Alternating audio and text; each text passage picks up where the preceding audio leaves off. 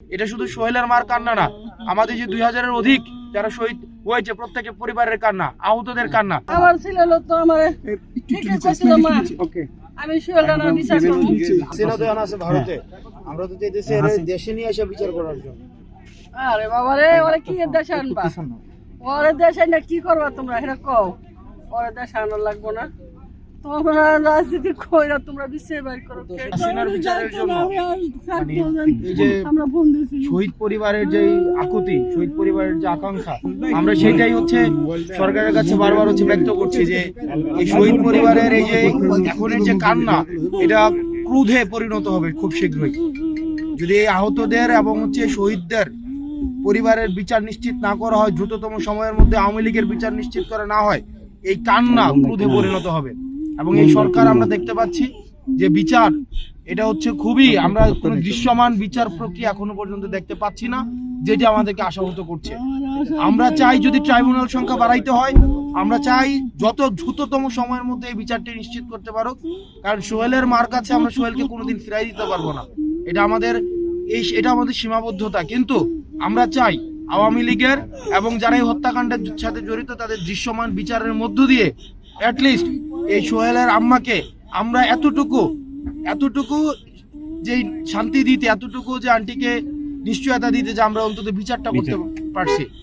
এখন আমাদের এটার জন্য জাতীয় ঐক্যমত্যের ভিত্তিতে আমরা দেখতে পাচ্ছি যে এই যে আওয়ামী লীগের বিচার যেন দীর্ঘমেয়াদী হয়, বিচারটা যেন কোনোভাবে এটাকে কালেক্ষেপণ করা যায়, সেটার জন্য দেশি বিদেশি ষড়যন্ত্রের আমরা সম্ভাবনা দেখছি।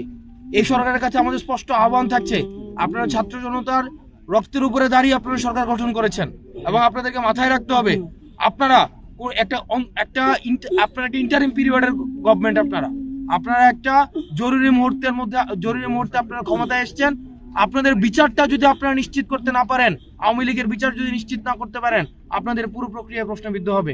এটা শুধু সোহেলের মার কান্না না, আমাদের যে 2000-এর অধিক যারা শহীদ হয়েছে প্রত্যেকের পরিবারের কান্না, আহতদের কান্না করুন, এর থেকে নিদারুণ যন্ত্রণা কিছুই হইতে পারে না। তো এই সরকার দ্রুততম সময়ের মধ্যে বিচারটা নিশ্চিত করুক। আমরা এই সোহেলের মার এই যে প্রশ্ন, আমরা তো আসলে এই প্রশ্নের উত্তর আমরা কি দিব? এই যে ওনার ক্রোধের উত্তর আমরা কি দিব? ক্ষোভের উত্তর আমরা কি দিব? এই যে ওনার ক্ষোভ, আসলেই তো আমরা কি করতে পারছি? আপনার ডিএনএ টেস্টের স্যাম্পল নিচ্ছে না, তো ওটার স্যাম্পলের সাথে ম্যাচ করলে তারপরে হচ্ছে আমাদের মানে যে ডিএনএ টেস্টের সাথে স্যাম্পলটা মিলবে, আমরা তো এই যে ওটা প্রক্রিয়া দিন আছে এবং এটা তো আমরা আমার ছেলে তো এমনি থাকতো না। না আমার ছেলে তো আমার ঠিক আছে মা, ওকে আমি সোহেলরা বিচার করব। আমরা তো বিচারের জন্য আমাদের বাবা অলরেডি আমাদের ট্রাইব্যুনালের প্রসিডিউর চলতেছে, লিগ্যাল স্টেটমেন্টগুলো চলতেছে। এখন তো কাউকে বিচারের আওতায় নিয়ে আসতে হলে লিগ্যাল কিছু বেজ আছে, কাউকে তো ডিরেক্টলি নিয়ে আসে ফাঁসি দেওয়া যায় না। এগুলো যে হাসিনা করতো, কিন্তু আমাদের একটা সিনাদয়ান আছে ভারতে, আমরা তো চাইতেছি এর দেশে নিয়ে এসে বিচার করার জন্য। আরে বাবা রে, ওরে কি দেশে আনবা? ওরে দেশে না কি করবা তোমরা এটা কও? ওরে দেশে আনা লাগবো না, তোমরা রাজনীতি কইরা তোমরা বিচার বাইর করো। সম্পৃক্ত আছে কি বলেন?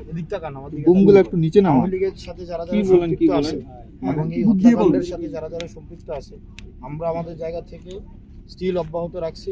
আমারে একটু দেখা করতে দাও, আমি দুইটা কথা নাহিদ ভাইয়ের সাথে আমি দুইটা কথা কম কি কম না। আপনি তো আগে আসলেন, আমি আর কিছু বলবো না।